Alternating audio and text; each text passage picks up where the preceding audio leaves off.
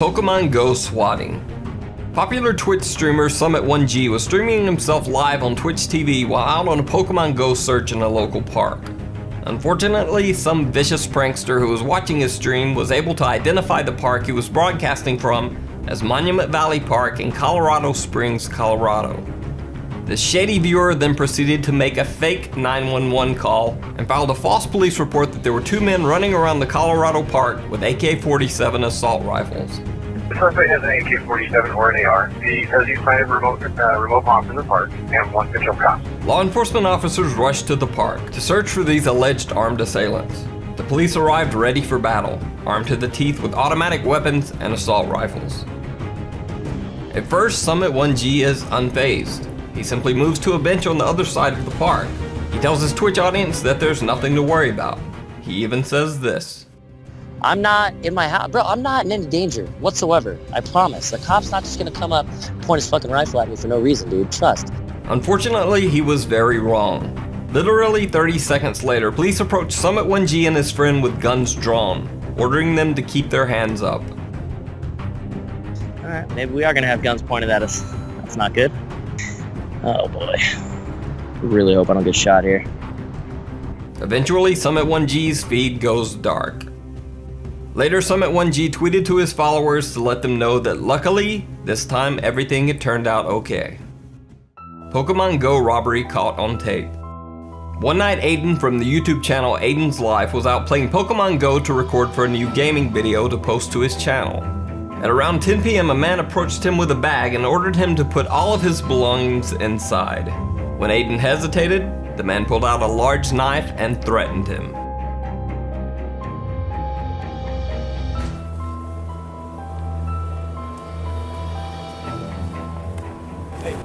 Yo. Do me a favor. Yo, what's up? Can you put your shit in this bag real quick for me? What? No, like straight up, we're gonna have a problem. Whoa, what the fuck? Put it in the bag. Are you serious? Straight up. Yeah.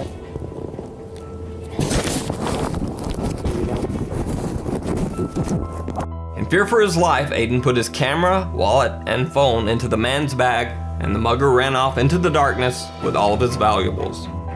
Aiden called the police immediately from a nearby house and described the man. Surprisingly, less than 36 hours later, he was called back by the police and told that they had caught the thief and recovered his belongings. After Aiden received his camera and checked the recording, he found that not only did he have all of his Pokemon Go footage from 2 nights before, but he also had a video recording of his own mugging still on camera. Sex offender Pokestop. So in case you're one of the few people not playing Pokemon Go, Pokestops are real-world places in Pokemon Go that you can go to collect such items as eggs and more Pokeballs to be used in the game. While in Central California, Pokemon Go players were shocked to learn that one of the stops designated as a Pokestop in their area was actually a facility that houses convicted sex offenders. The 72-acre ranch called Sunny Acres is a sober living facility that serves as a temporary home for recovering drug addicts and recently released criminals. So Pokemon Go was actually leading young players to a ranch that houses ex-cons, drug addicts, and convicted sex offenders. Pokemoning and driving. A group of Baltimore, Maryland police officers were responding to an unrelated call when suddenly an out-of-control car speeds down the road and plows into the side of their parked police cruiser. The officers checked the car to find the teenage occupants a little dazed but otherwise unhurt. As the driver of the vehicle stumbles from the car, you can see that he shows the officer his phone. He was playing Pokemon Go while driving full speed through a residential neighborhood. Luckily in this incident, no one was hurt, but the driver could have easily killed himself, the other car occupants, or anyone else in his path. The driver simply responds, "That's what I get for playing this dumbass game." That's what I get for playing this dumbass game. Pokemon Go lure victims. Again, just in case you don't know the game Pokemon Go, players can place what's called a lure module at a particular Pokestop in the game. What these lure modules do is emit floating pink flowers to indicate to nearby players that more Pokemon will be appearing in that area for a limited time. So late one night, a man in St. Louis, Missouri stopped at one of these Pokemon Go lures at an out-of-the-way gas station. He was then approached, threatened, and robbed at gunpoint by 3 teenage assailants. Apparently, the 3 robbers had actually placed the Pokemon Go lure there themselves. The sole purpose of the lure was to attract unsuspecting victims to the out-of-the-way gas station, just so that they could rob them.